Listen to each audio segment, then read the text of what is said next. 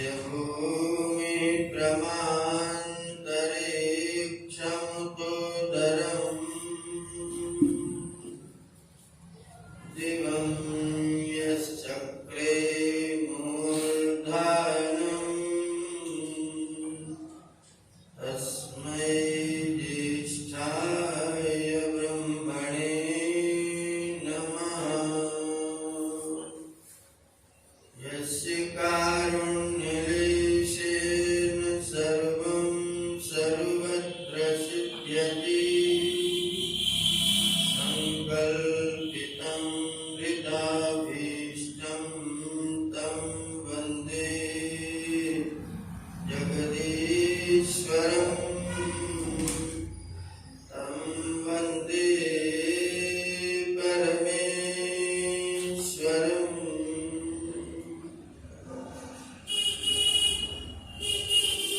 इस कार्यक्रम में अपनी गरिमामयी उपस्थिति और संचालन से इस कार्यक्रम को उत्तमता प्रदान करने वाले आदरणीय डॉक्टर विजय प्रताप जी, जिनकी सुंदर स्वलहरी में आप अपने प्रार्थना के शब्द सुन रहे थे, आदरणीय भाई श्री प्रताप सिंह जी, श्री सुखदेव जी, इस यज्ञ के 9 दिन के निमित्त यजमान आदरणीय श्री गोरपति निराला जी, आदरणीय बाबू जी, प्रिय श्री अमित जी। प्रातः काल का समय जब हम लोग ये ध्यान करके निवृत्त हो जाते हैं तो चित्त बड़ा प्रसन्न और बड़ा शांत स्थिति में होता है, और उस समय सुनी गई बातें, विचार किए गए विचार बहुत प्रेरक होते हैं और लंबे समय तक स्थिर भी रहते हैं। इसलिए यह जो समय हम लोग 15-20 मिनट का व्यतीत करते हैं उपदेश श्रवण के लिए बहुत ही महत्वपूर्ण और बहुत ही उपयोगी समय है। कल मैं यजुर्वेद 3 अध्याय का 53वां मंत्र मेरी शाम की कक्षा में पढ़ा रहा था। उसमें परमेश्वर ने अपने मन को ठीक रखने का प्रबंध बताया हुआ है। अपने मन को ठीक रखना हो तो कैसे ठीक रखें। ये जो वेद अध्याय 3 मंत्र संख्या 53, मनोन्वामहे नाराशंसेन स्तोमेन पितॄणां च मन्मभि। बस इतना सा मंत्र है, छोटा सा। इस मंत्र पर अपनी चर्चा को समक्ष रखूंगा। मनो न्वामहे नाराशंसेन स्तोमेन। मनः नु आवामहे। मनः मन को, नु माने निश्चय से, आवामहे पुकारते हैं, बुलाते हैं और स्थिर करते हैं। हम अपने मन को जो इधर उधर जा रहा होता है उसको पुकार करके एक जगह स्थिर करने का प्रयत्न करते हैं। ईश्वर का उपदेश है, और जो भक्त है, जो अपने मन के ऊपर साधना कर रहा है, मन को शुद्ध बनाने की चेष्टा कर रहा है, उसकी ओर से ये शब्द दिए गए हैं। हम भक्त लोग, हम साधक लोग, हम उपासक लोग अपने मन को पुकार करके एक जगह पर लगाते हैं। ये इस बात का स्पष्ट संकेत है कि मन आपसे अलग है और मन आपके कहने पर आपके अनुसार अपने कार्यों को करता है। अगर आप उसे नहीं कहते हैं तो वो अपने कार्य भी करता है। अगर आप उसे नहीं कहेंगे तो फिर वो अपने कार्य भी करेगा। जैसे आप गाड़ी में चाबी लगा दीजिए, स्टार्ट कर दीजिए और उसमें से उतर जाइए। गाड़ी को स्टार्ट करके गियर डाल के आप उतर जाइए, आप गाड़ी चले। लेकिन जहां आप चलाना चाहते वहां नहीं चले। जिधर उसको दिशा मिलेगी उधर वो चलेगी। बीच में दीवार आ गई तो टक्कर मारेगी, और टक्कर मार के थोड़ी टेढ़ी हुई फिर अगली दिशा को चल पड़ेगी। तो जब तक उसका इंजन स्टार्ट रहेगा तब तक वो चलती ही हमारे मन का इंजन तो हमेशा स्टार्ट है, क्योंकि चाबी सदैव लगी हुई है और चाबी लगा करके आप कभी तो उसमें बैठ जाते हैं और कभी उसमें से उतर जाते हैं। तो बैठ जाएंगे तो भी गाड़ी चलेगी, उतर जाएंगे तो भी गाड़ी चलेगी। बैठ जाएंगे तो जहां चलाएंगे वहां चलेगी, उतर जाएंगे तो जहां चल पाएगी वहां चलेगी। हमारे मन की स्थिति है, हमारे मन की चाबी अपनी चेतना हमने अपने मन को दे रखी है। अगर हम उसको चलाते हैं तो आपके अनुसार चलता है, नहीं चलाते हैं तो भी चलता है। जब आप सो जाते हैं तो भी चलता है। आप अपने शरीर को सुला देते हैं, आप तो सदा जगते रहते हैं, लेकिन आपका शरीर सो जाता है। उस स्थिति में आप अपने मन को चलाते नहीं हैं, लेकिन फिर भी वो चलता है। कहाँ चलेगा? जहां पहले घूम आया है, जहां पहले घूमता रहा है। इसलिए कभी आप उड़ने का स्वप्न देखते हैं, कभी आप पानी में डूबने का स्वप्न देखते हैं, तो मन अपने पुराना जो बवाल उसने कर रखा है, पहले जो संस्कार कर रखे थे, वो मन उसमें भटकता रहता है। लिखा है योग दर्शन में वृत्ति सार रूपियों भीतर। जब हम अपने चित्त की वृत्तियों पर अपना नियंत्रण नहीं रखते हैं तो फिर हम स्वयं वृत्तियों के अनुकूल हो जाते हैं। तो वृत्ति जहां जाती वहां को लेकर के जाती रहती है, फिर वो भौतिक पदार्थों को देखता है और आप दूसरे के बाग में आम तोड़ते रहते हैं, दूसरे के विषय में कुछ भी सोचते रहते हैं। उसने क्या कहा, उसका क्या उत्तर होगा, उसने कुछ कहा ही नहीं। मैं अपने आप ही प्रश्न और उत्तर बैठा बैठा बनाता रहता हूँ। मैं जब कहूंगा तब वो कहेगा, ऐसा नहीं करते हैं। अपने आप ही मैं ये कहूंगा तो फिर वो यही कहेगा, क्या पता वो क्या कहेगा, लेकिन मैं अपने आप उसका उत्तर देता हूँ, अपने आप उसका प्रश्न करता हूँ और 1 घंटे तक पता नहीं क्या क्या विचारता हूँ और बाद में सब फिर वो आकर के वो कहता है जो मैंने सोचा था वो कुछ और कहता है। मेरा सारा सोचा हुआ होता धीतम विनश्यति, जो मैंने सोचा विचारा वो सारा का सारा नष्ट हो जाता है।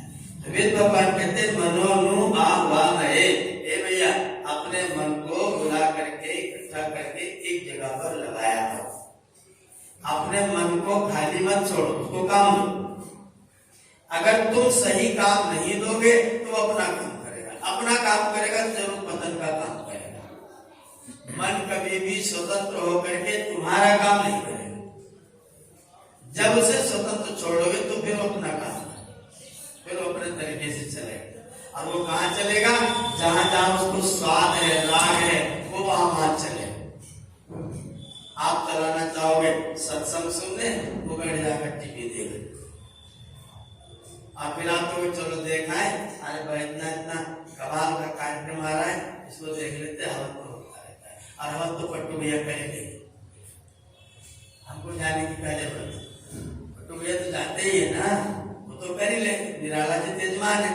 हम चलेंगे तो भी क्या, ना चले तो भी क्या फर्क पड़ा। और मन आपको टीवी में लगा लेता है और आप अपने काम में आ नहीं पाते। तो वेद ने क्या कहा? आपका मन आप रूपी खूंटे में रस्सी में बंधे हुए गाय के समान दूर दूर घास चलता रहता है। आप में बंधा हुआ है, आपके साथ जुड़ा हुआ है, क्योंकि आपकी चेतना से ही उसको चेतना मिलती है। और उस चेतना को लेकर के वो मन गाय जैसे रस्सी में घूम लेते अपना घास चलती रहती है, घोड़ा जैसे चलता रहता है, वैसे आपका मन भी चलता रहता है। इसको चलने मत दो। भगवान ने मना किया, बोले इसको ऐसे मत चल, इसको बुला करके और लगाया करो। बोले लगता ही तो कहाँ लगाया करें? तो फिर भगवान ने रास्ता बताया, कहाँ लगाया करें? नाराशंसेनस्तो में। नाराशंस का मतलब होता है कि स्तुति युक्त, नर माने मनुष्य और शंस माने प्रशंसा। मनुष्यों के जो प्रशंसनीय कर्म है, जो लोगों के सुंदर श्रेष्ठ उत्तम चरित्र है, अपने मन को कहाँ लगाओ? महापुरुषों के श्रेष्ठ चरित्र में लगाओ। मर्यादा पुरुषोत्तम कैसे रहे, भगवान श्री कृष्ण कैसे रहे, मेरे महर्षि कैसे रहे, ये हमारे क्रांतिकारी लोग कैसे रहे, ये हमारे महापुरुष लोग जिनका जीवन चरित्र प्रशंसनीय है, उनमें अपने मन को ला करके लगाओ। बोले अगर हम सबके बारे में जान जाए तो बोले तो फिर इस तो में है तो फिर वेद मंत्र में लगा दो, ये तो पूरा नहीं होगा। महापुरुषों के चरित्र तो पूरे हो जाएंगे, उनकी एक सीमा है, वेद भी पूरा कर लोगे क्या? पहला छोटा काम तो महापुरुषों का चरित्र देखो, अगर वो लगे कि मैंने सब जान लिया तो फिर वेद में प्रवेश कर जाओ। और भगवान भगवती श्रुति में जब तुम प्रवेश कर जाओगे, ऐसा सागर है उसमें से इस जीवन में तो कभी भी निकल नहीं पाओ।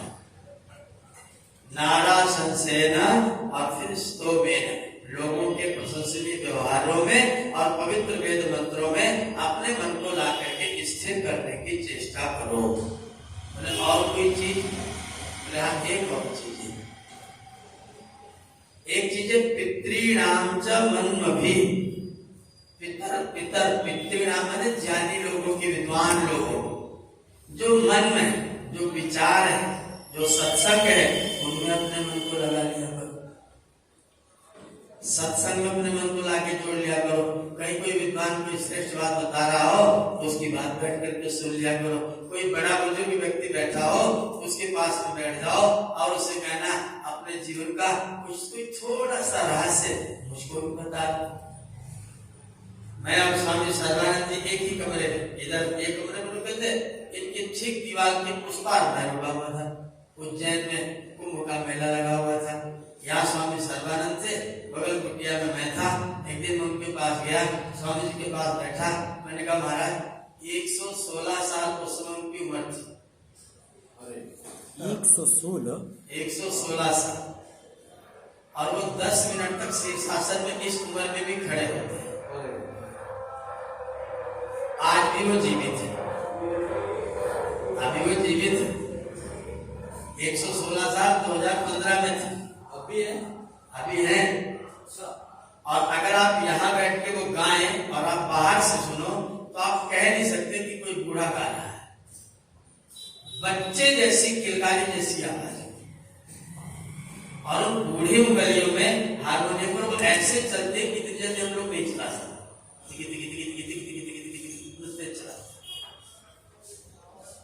गाते हैं बहुत सुंदर, शीर्षासन करते हैं। उनके पास में गया, मैंने कहा दीर्घायु का राज बताओ। उन्होंने कहा बेटा ज्यादा नहीं बोलूंगा, 3 सफेद जहर जितना कम से कम प्रयोग करोगे उतनी आयु लंबी होगी। 3 सफेद जहर। उन्होंने 16 साल की उम्र में नमक खाना छोड़ा था और 116 साल के तब थे, मतलब 100 साल से नमक ही नहीं खाया। सफेद जहर नमक, सफेद जहर चीनी और सफेद जहर मैदा। बोले 3 सफेद जहर छोड़।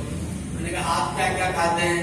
बोले मेरे साथ हो, आज हमारा वाला ही खाना खाओ। वहीं से मैंने सीखा था और उसके बाद 2 साल तक मैं सोचता रहा कि ये तीनों चीज खाना छोड़ू कि ना छोड़ू। छोड़ूंगा तो बाहर जाता हूँ, लोग पता नहीं कैसी व्यवस्था करेंगे, क्या करना पड़ेगा। और सोचते सोचते एक दिन मन में आया और 18 अक्टूबर 2017 को एक झटके में सब छोड़ दिया। नमक भी छोड़ दिया, चीनी भी छोड़ दिया, और मैदा कहा था मैंने, अनाज नाम की चीज छोड़ दी। 3 वर्ष तक वो सब छोड़ दिया।